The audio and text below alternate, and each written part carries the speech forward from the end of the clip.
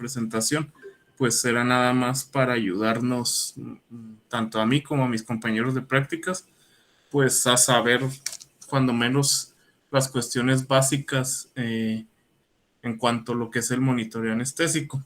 Entonces, pues de ahí surgió pues la idea de hacer la presentación.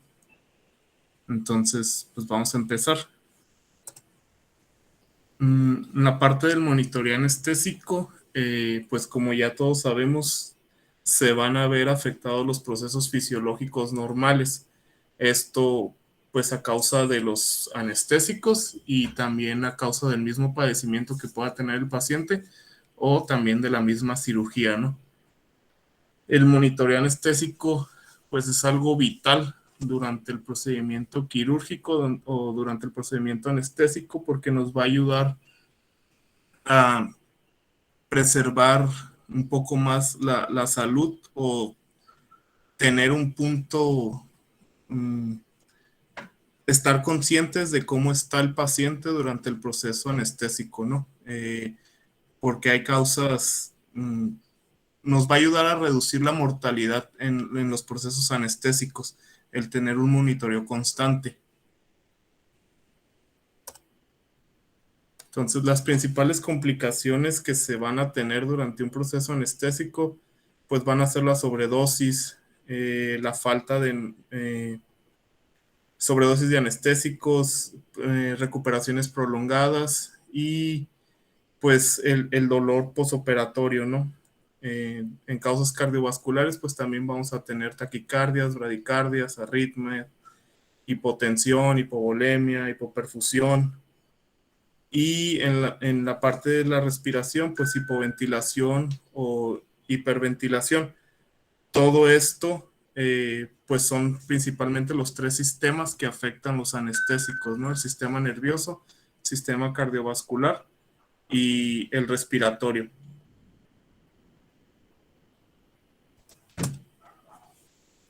El monitoreo, pues generalmente va a comenzar con el monitoreo del sistema cardiovascular.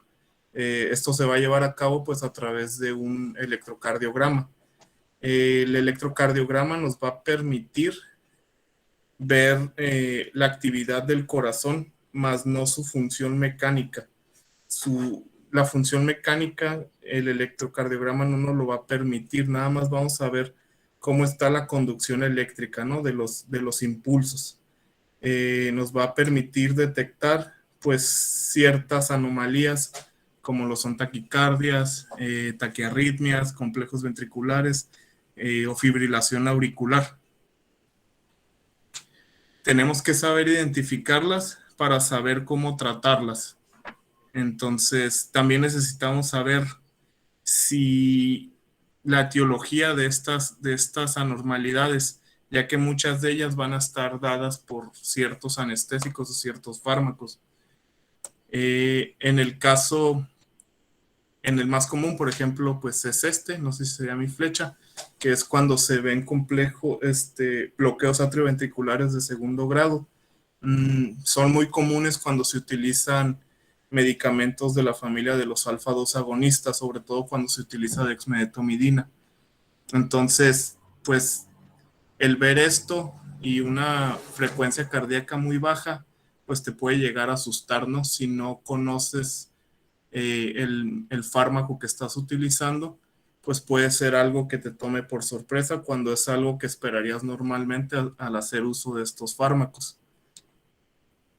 Entonces, aquí, por ejemplo, les puse una tabla nada más de las causas farmacológicas más frecuencias que van a causar arritmias durante un proceso anestésico. En las bradicardias, pues podemos tener hipotermia, estimulación visceral. Como taquicardias también podemos tener estímulos nociceptivos o falta de hipnosis, ¿no? Que nuestro paciente se encuentre en un plano anestésico, pues a lo mejor no adecuado. Hipoxemia, hipercapnia. La hipercapnia pues sería una concentración de CO2 muy elevada que pues se puede llegar a dar cuando el paciente no está siendo ventilado adecuadamente. Y los complejos ventriculares prematuros pues causados por hipoxia igual hipercapnia, traumatismos, daños al miocardio y entre otras más, ¿no? Entonces, es muy común durante un proceso anestésico pues encontrarnos con este tipo de anomalías. Y pues esto lo vamos a poder detectar con un electrocardiograma y también pues vamos a saber o vamos a poder llegar a saber cuál va a ser el método a tratar, si se tiene que tratar, ¿no? Porque no todas se tratan. Aquí también hay una tabla pues de las alteraciones electrofisiológicas que pueden llegar a producir algunos anestésicos. Pues los que más utilizamos nosotros pues sería el propofol, que uno de los efectos que esperas al administrar propofol serían las bradicardias. Algunos opiácidos también te generan bradicardias. La ketamina te puede llegar a producir taquicardias. Y pues la dexmedetomidina, ¿no? Que produce bloqueos simpáticos y por consiguiente vamos a tener también bradicardias. Puede que no sean todos los anestésicos, pero pues son los más comunes, ¿no? Una vez, otra de los parámetros a monitorear durante un proceso anestésico, pues es la presión arterial. La presión arterial va a estar dada por el gasto cardíaco y las resistencias vasculares sistémicas. Eso es lo que nos va a dar la presión arterial. ¿Cómo la vamos a monitorear? Pues se va a monitorear por un tensiómetro. Eh, Esos tensiómetros pues son los que tienen en el hospital hay uno. Tenemos, bueno, ahorita ya hay dos. Se van a colocar unos brazaletes en ciertas regiones anatómicas y esos brazaletes o esos manguitos se van a inflar por medio del tensiómetro, y el software que tiene ya el tensiómetro pues nos va a dar una presión arterial. Nos puede dar una presión arterial sistólica, diastólica, y algunos tienen para sacar presión arterial media. Con los dos tensiómetros con los que cuenta el hospital, los dos te dan presión arterial media. ¿Dónde podemos colocar los brazaletes o los manguitos para la medición de la presión arterial? Pues aquí hay algunos puntos, ¿no? La base de la cola, en los miembros anteriores puede ser proximal al carpo o distal al carpo, y en los miembros anteriores, perdón, y en los miembros posteriores podría ser en la rama craneal de la safena o distal al corvejón, que sería donde se encuentra la arteria plantar. Nada más a tomar en cuenta, mientras más alejados coloquen el brazalete del corazón, puede que la presión arterial sea menor. Entonces, si la colocan en un miembro anterior y después miden la presión otra vez, a lo mejor en la base de la cola, puede que haya variaciones en la presión arterial, ¿no? Por la distancia que están de la arteria al corazón. Y pues aquí hay algunos ejemplos de tensiómetros nada más. Y pues una media de lo que vamos de tener la presión arterial sistólica, la diastólica y la media durante pues cualquier procedimiento anestésico, ¿no? Es el margen ideal de cada una, en lo que lo deberíamos de tener. Otro de los parámetros a estar monitoreando durante cualquier proceso anestésico pues es la pulsoximetría. Esta prácticamente es una medición no invasiva del porcentaje de hemoglobina que va a tener oxígeno, ¿no? Se va a llevar a cabo por medio de un emisor de luz y un fotorreceptor. El emisor de luz va a tener dos tipos de luces, una infrarroja y una roja. Cada una va a detectar una va a detectar el retorno venoso y la otra la sangre arterial. Esa luz va a pasar a través de los tejidos, se va a absorber y va a llegar una mínima parte al fotorreceptor. Ese fotorreceptor por el software que ya tiene, va a sacar el Se porcentaje. deja de escuchar, se corta el audio. Uy, a ver, Ah, se escucha bien, Héctor. A lo mejor es el internet de la médico. ¿sí? Ah, ok, vale, vale. Bueno, como les decía, entonces,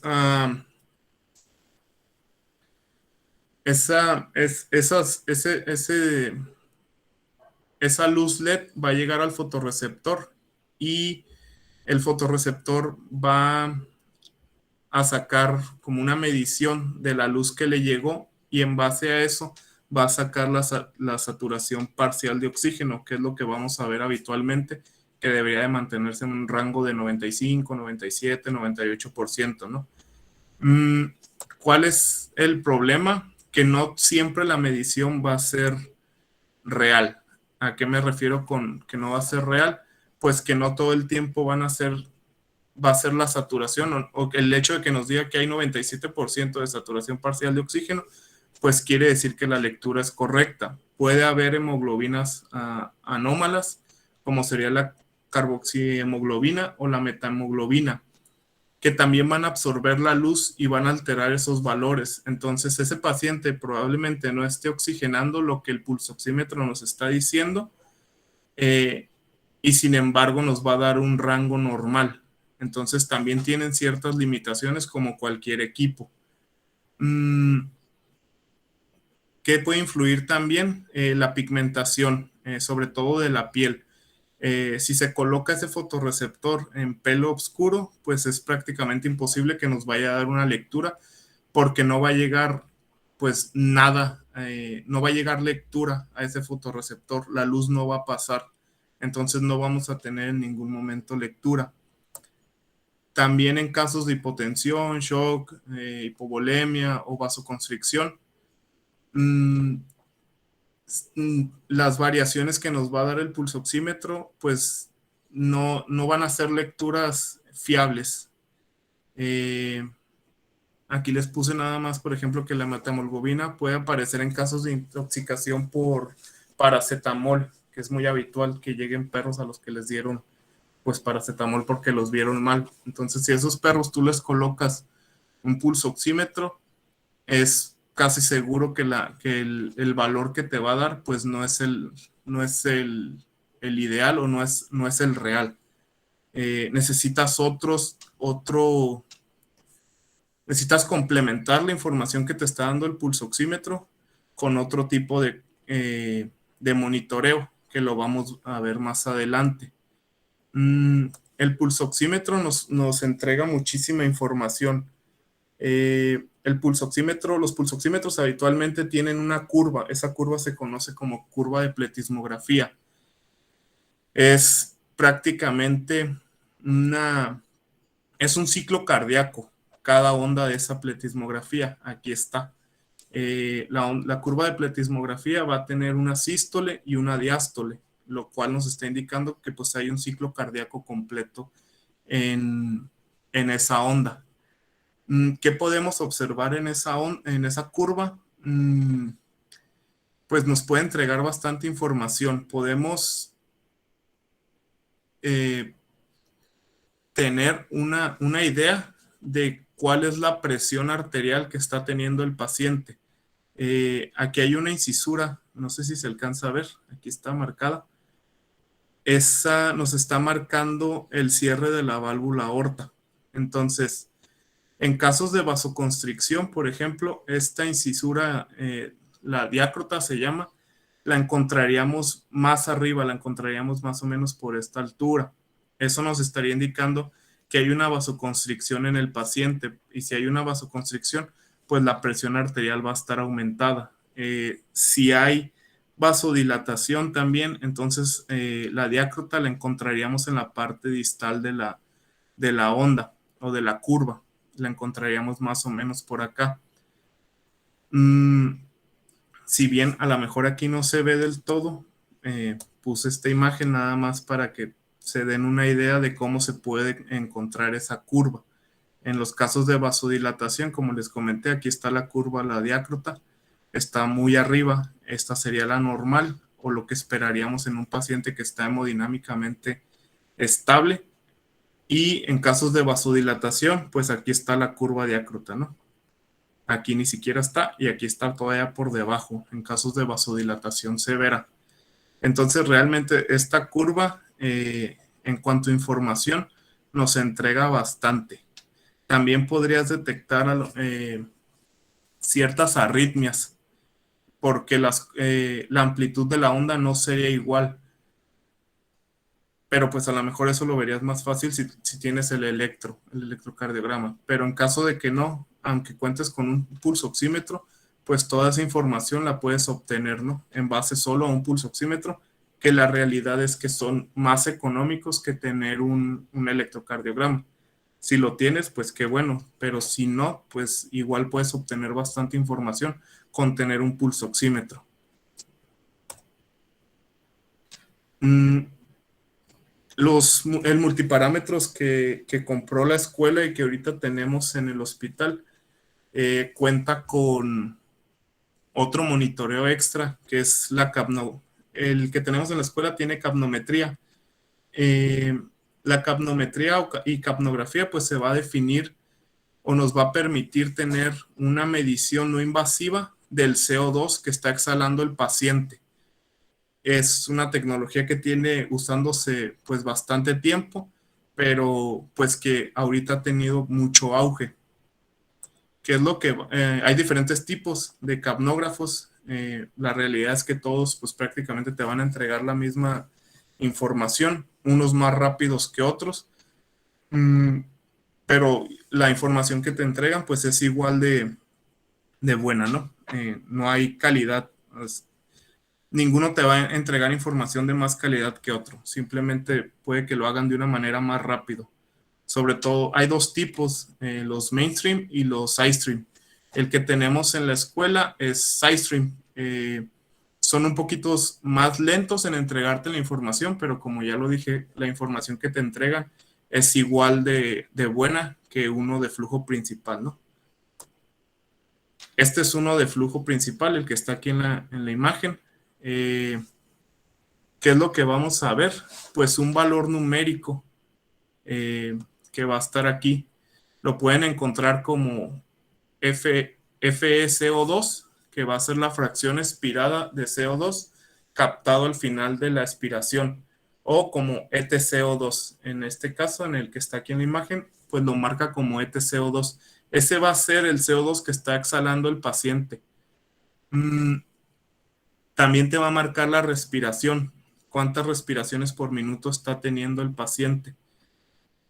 ¿Qué es lo que nosotros debemos de tener o en qué rango nosotros debemos de tener al paciente expirando CO2? Pues es un rango de 35 a 45 milímetros de mercurio, ¿no? En el gato puede que sea un poquito menos, pero siempre tiene que estar dentro de esos rangos. Rangos más elevados pues nos estarían indicando que hay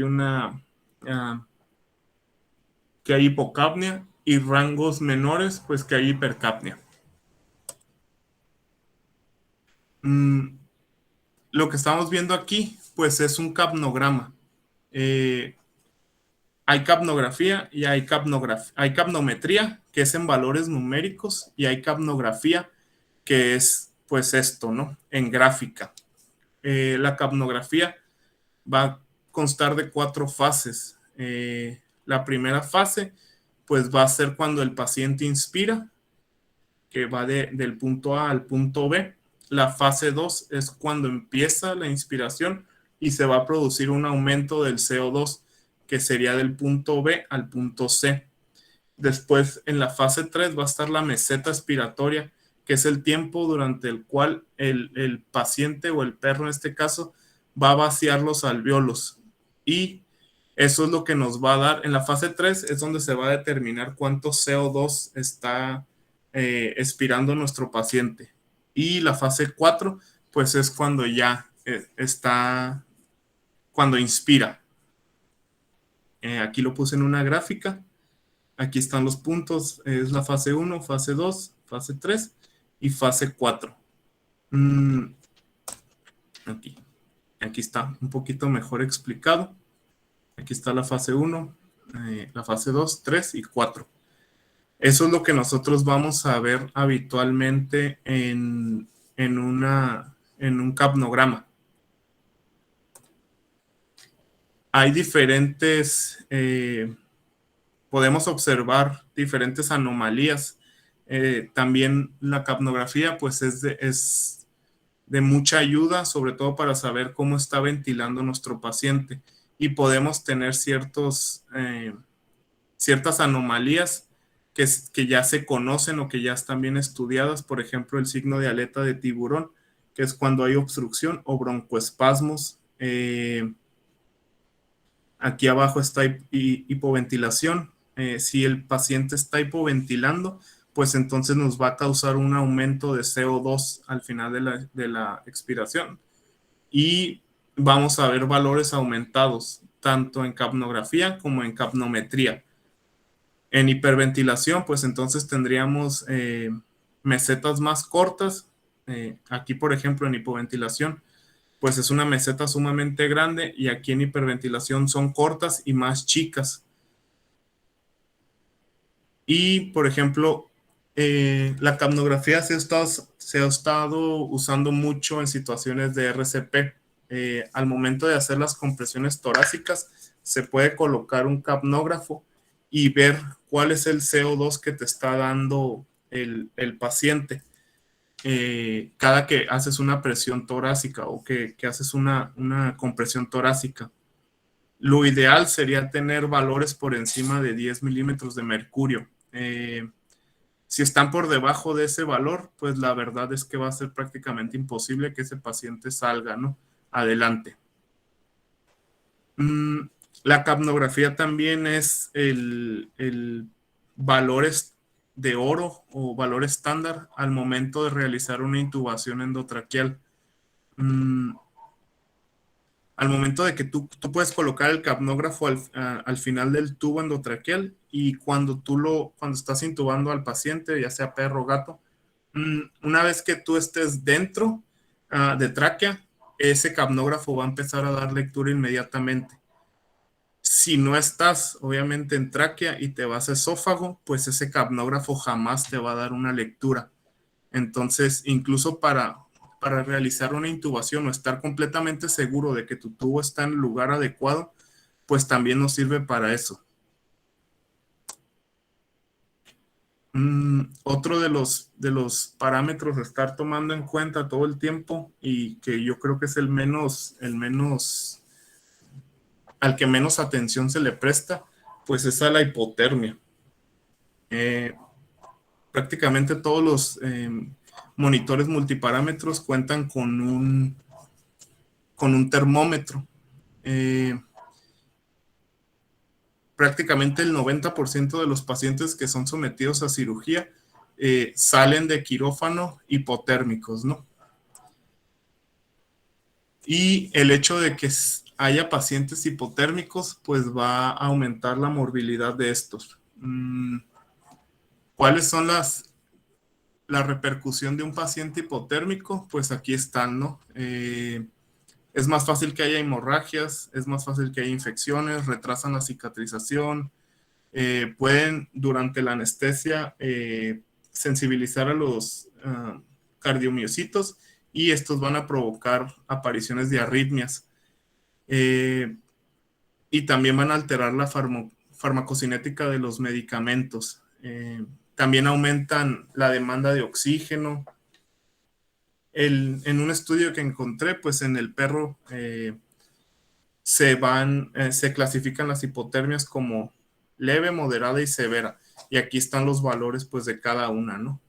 Y este estudio, por ejemplo, estaba hecho en hospitales que contaban con, pues, un quirófano y prácticamente todo el equipo adecuado, ¿no?, para mantener un paciente con la temperatura lo más normal o cercana a lo normal posible. También se va a ver afectada la coagulación de la sangre. Y, por ejemplo, la hipotermia también nos va a disminuir la concentración la concentración alveolar mínima de los agentes volátiles, ¿no?, o el CAM. Eso quiere decir que vamos a tener que estar reduciendo durante la cirugía nuestro anestésico halogenado, isoflurano, sevoflurano, con lo que se tenga. Entonces, pues quiero creer que se han dado cuenta que monitorear la hipotermia es sumamente importante. Aquí lo puse en rojo porque es muy común que pacientes que salen de quirófano con hipotermia pues severa van a estar bradicárdicos, hipotensos y con temblores. Y al verlos bradicárdicos, habitualmente lo que se hace pues es poner algún anticolinérgico, ¿no? Administrar algún anticolinérgico como la atropina. El problema es que cuando la temperatura corporal es menor de 35 grados Celsius, esa atropina no va a tener ningún efecto. Entonces el paciente va a seguir bradicárdico y va a seguir hipotenso.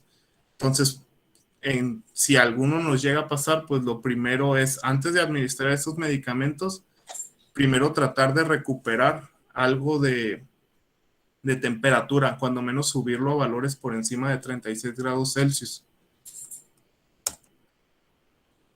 Se puede tomar la temperatura de diferentes modos. Hay temperatura rectal. El problema es que siempre va a ser inferior a la temperatura central. Y pues también puede verse afectado, ¿no? Por ejemplo, si el paciente pues tiene heces, pues van a dar lecturas erróneas de la temperatura. La mejor, creo yo, sería la esofágica.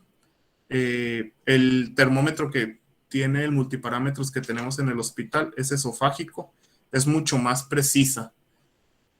Y pues la temperatura superficial, que esa realmente pues no, es bastante inexacta, ¿no?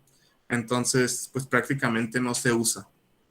Cualquiera de las dos, entre rectal y esofágica, pues es útil. En lo personal le voy más a la esofágica, pero cualquiera de las dos puede servir, ¿no? Con excepción de la superficial.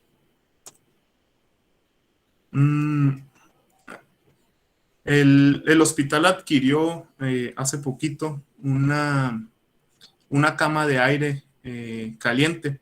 Esto con la finalidad de que los pacientes que son sometidos pues a cirugía sea más fácil, o sea, que pierdan calor de manera menos brusca o que mantengan una temperatura normal el mayor tiempo posible. Este es un artículo, nada más lo puse así para que lo vieran, donde se evalúan algunos métodos para mantener la temperatura en pacientes, en perros anestesiados durante un periodo de 90 minutos. No sé si se alcanza a ver acá, pero aquí están. El primero es con la cama de aire caliente, ¿no? Con la que cuenta el hospital. En 90 minutos, pues prácticamente lo único que descendió la temperatura en el paciente anestesiado fue 1 grado. En el segundo lo que utilizaron hay una inicial que dice WP, son como bolsas plásticas de agua caliente que se colocaron alrededor del paciente.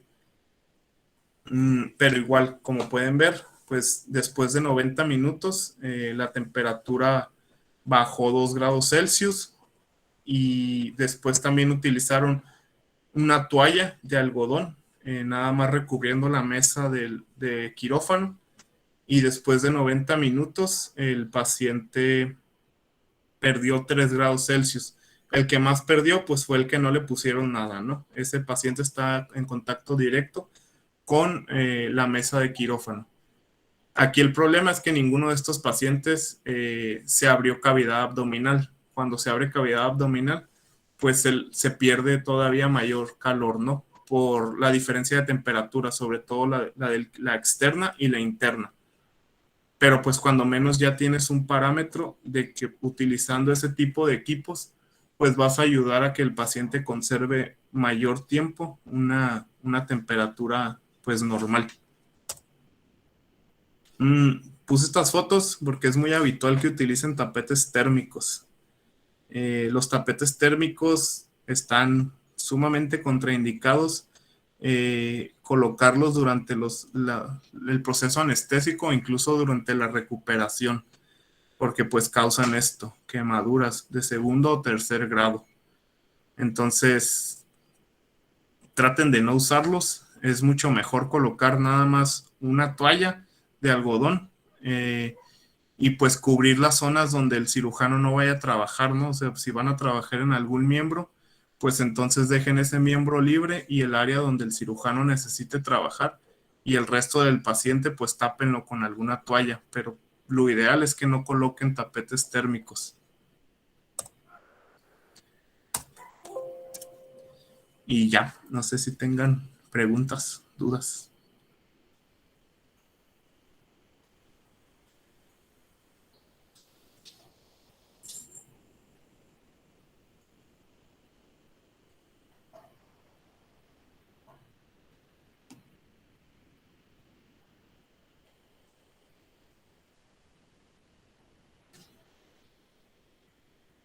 ¿No tienen preguntas?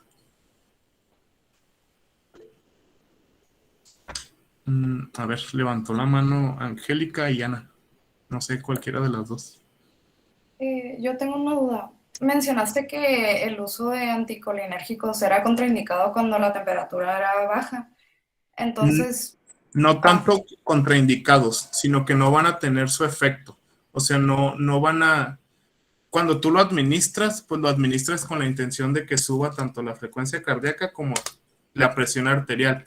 Pero mientras ese paciente esté con una temperatura por debajo de 35 grados Celsius, pues ese medicamento no va a tener ningún efecto. No es tanto que esté contraindicado, sino que realmente no va a tener, o sea, no te va a funcionar. ok. ¿Y por qué? Porque en temperaturas menores a 36 grados Celsius, el sistema simpático pues prácticamente se apaga. Entonces los receptores pues no van a estar viables, van a estar disponibles, pero no van a estar viables. Entonces por eso les comentaba que lo primero es aumentar la temperatura y ya una vez que tengas una temperatura más cercana a lo normal, sobre todo por encima de 36 grados Celsius, entonces ahora sí a lo mejor administras anticolinérgicos y sí vas a ver un efecto. Ok, gracias. ¿No? ¿De qué? Y luego creo que había levantado la mano Ana.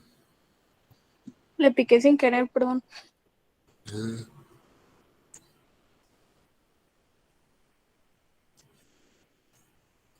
¿Alguien más?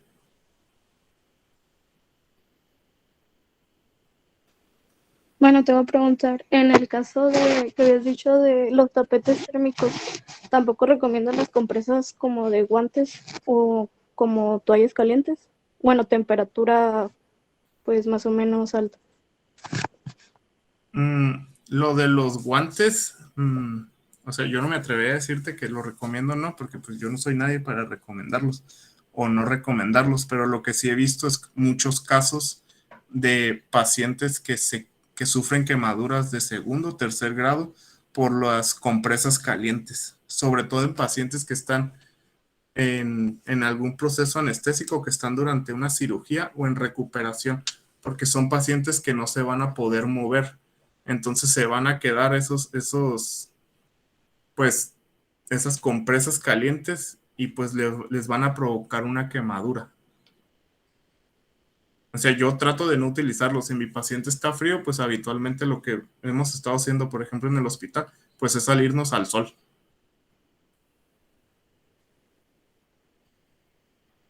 Ok, gracias.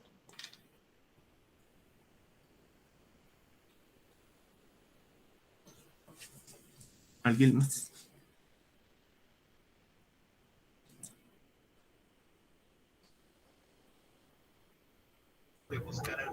¿Alguien más o podemos elegir, no sé, Sergio y Fernanda, a una o dos de sus compañeros o compañeras para hacer alguna pregunta a nosotros?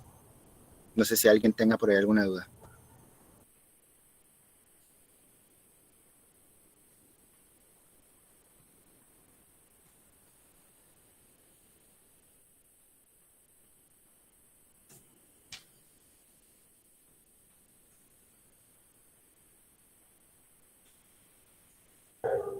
Preguntamos nosotros entonces, sí, los chicos del hospital, ya parece que Garibay ya levantó su mano. ¿Qué tal, Héctor? Buenas noches. Buenas noches. Nada más me quedó una duda ahí con el dato de la capnografía. ¿Qué valor, si yo tengo un aumento en la saturación parcial de dióxido de carbono, ¿qué información clínica me da sobre mi paciente? ¿Qué le está pasando? O sea, yo estoy haciendo un monitoreo anestésico y veo que mis valores en la capnografía salieron elevados. ¿Qué información tengo que recabar de ahí?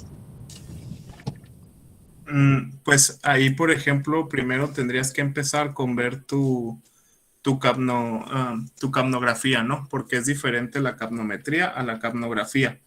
Entonces, tendrías que evaluar tu capnografía para ver cómo se están moviendo esas mesetas, si hay hipoventilación o hiperventilación. También algo que se me olvidó mencionarles es que en la capnometría y la capnografía también podemos ver ciertas fallas en los circuitos anestésicos, sobre todo, por ejemplo, cuando la cal sodada ya reabsorbió el CO2 que tenía que reabsorber.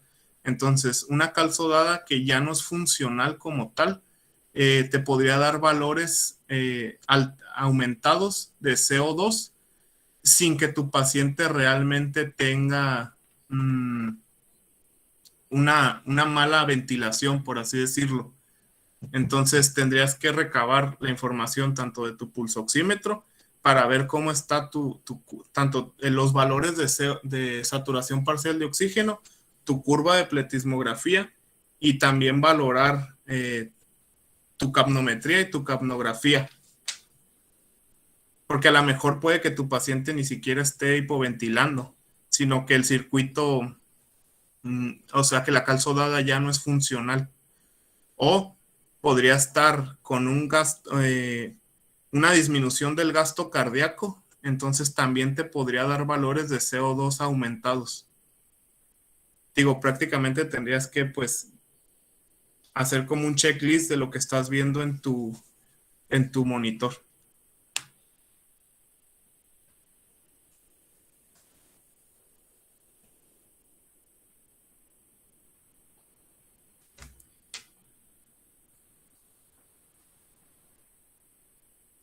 ¿Sí o no? Sí, por mi parte está claro.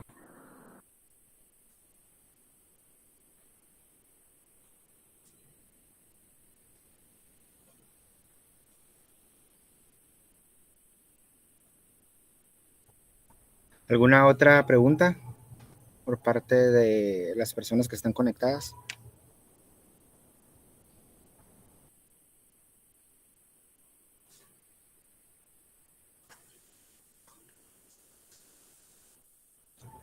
Nada más, Héctor, platícale un poquito a tus compañeros, los que no tienen un contacto con este tipo de monitores, multiparámetros, sensores, etcétera.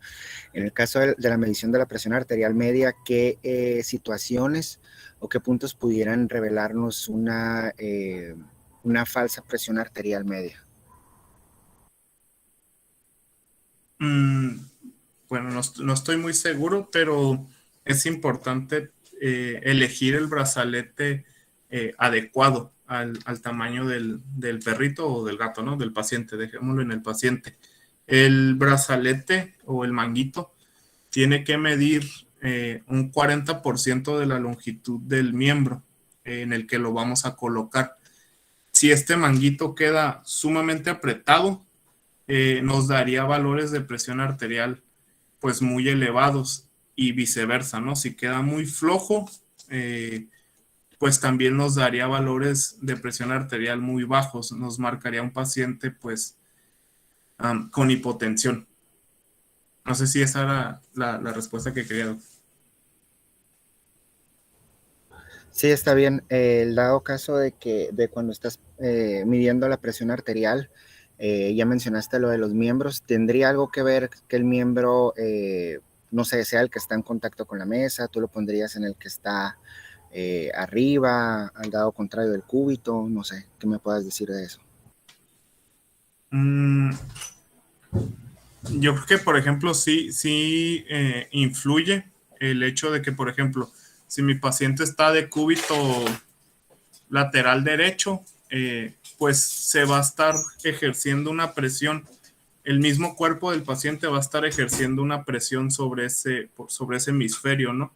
Entonces, si tomo la presión, pues puede que se vea aumentada en ese miembro por la misma presión que está ejerciendo el paciente de ese lado. Y si lo tomo posiblemente del miembro que no tiene la presión del cuerpo del perro, pues ese valor va a variar, puede que sea menor. Ok, Héctor. Gracias. También importante no poner el brazalete en el miembro donde está la línea, ¿no? O en este caso la terapia de fluidos. Levantó la mano, Pam. Yo tengo una duda. Bueno, la preguntó una compañera, pero también me surgió. ¿Influye también, por ejemplo, si el perro o, bueno, si en este caso un perro, por ejemplo, está muy peludo de los miembros, no sé, torácicos para la medición de la presión arterial? Pues sí puede llegar a influir porque al final de cuentas ese pelo te va a generar como un espacio entre la arteria y el brazalete. Pero también, por ejemplo, hay equipos, creo que el del hospital es uno de esos, que tienen como un cierto software que elimina ciertos artefactos, porque también, por ejemplo, si se está midiendo la presión y tú mueves el cablecito que lleva la presión hacia el brazalete, también te puede llegar a generar como ciertos artefactos, pero ya hay aparatos pues muy especializados que quitan como esos errores. No sé si también esos aparatos, el que tenemos en el hospital es muy bueno, pero no sé si también tenga para eliminar como que esos errores que te puede dar la lectura. Ok, gracias. Angélica. Para prevenir la hipotermia en un paciente, ¿recomiendas calentar la solución o en realidad no hay mucho cambio si la calentas?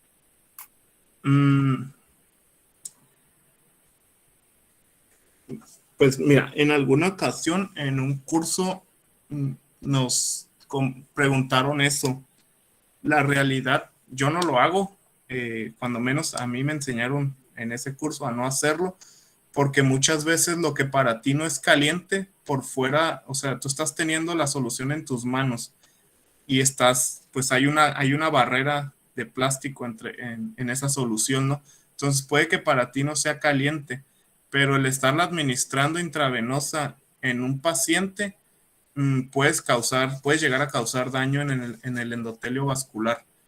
Entonces, pues en lo personal, yo no me arriesgaría a calentar una solución. Para mí es mucho más factible, como les comenté, poner cobijas sobre la mesa y tratar de tapar a mi paciente todo lo posible, siempre y cuando no le estorbe el cirujano. Y la verdad es que con eso, cuando menos en el hospital, no hemos tenido ningún problema. Entonces, y no calentamos las soluciones. Ok, gracias.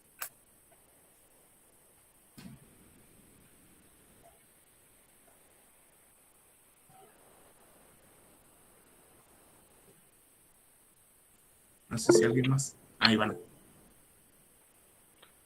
No es pregunta, pero es como para complementar lo que acaba de preguntar Angie.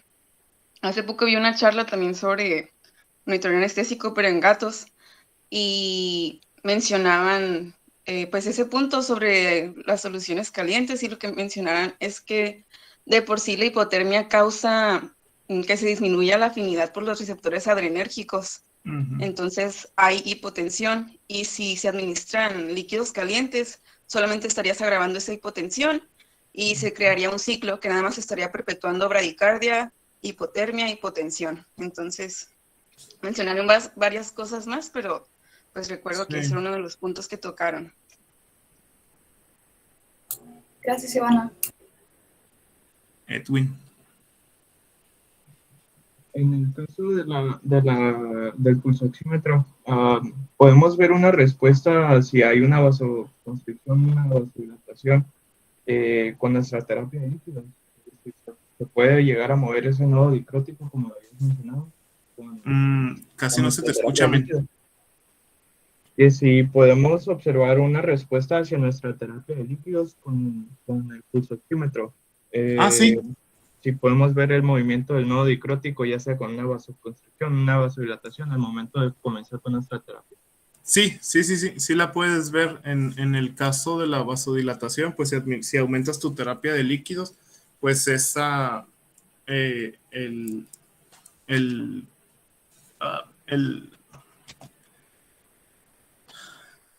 la parte ay, se me fue el nombre, del nudo dicrótico, pues si estaba vasodilatado y administras terapia de líquidos, pues vas a ver cómo regresa, por así decirlo, al lugar habitual, ¿no? Donde debería de estar. Y también la amplitud de la onda en vasodilatación es una onda sumamente grande, entonces empezarías a ver también cómo se reduce.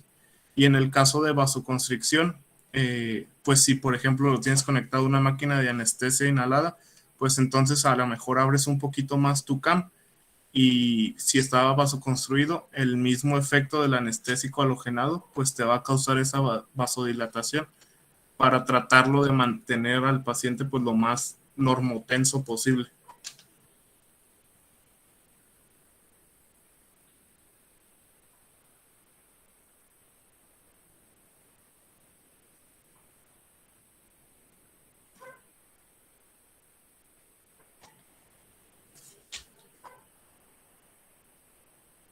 ¿Alguien más?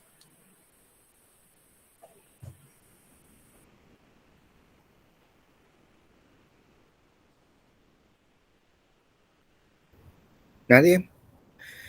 Pues bueno, Héctor, ya para finalizar te damos las gracias, sobre todo para el resto de tus compañeros que no están muy familiarizados con este tipo de artefactos o de aparatos. Te agradecemos bastante. No, a ustedes. Y pues igual, muchas gracias por la oportunidad. Y ya nomás como comentario último, pues cuiden los equipos, porque a lo mejor no se han puesto a investigar lo que cuesta un multiparámetros de esos. De hecho, ni siquiera sé si puedo decir los precios, pero pues son exageradamente caros, ¿no? Entonces, si estamos teniendo pues la oportunidad de tener uno, pues cuídenlo, porque no todo el tiempo, o sea, habían pasado ya algunas generaciones y no habían tenido la oportunidad de tener uno. Y pues ahorita nos tocó a nosotros, entonces pues traten de mantenerlo lo más bonito posible.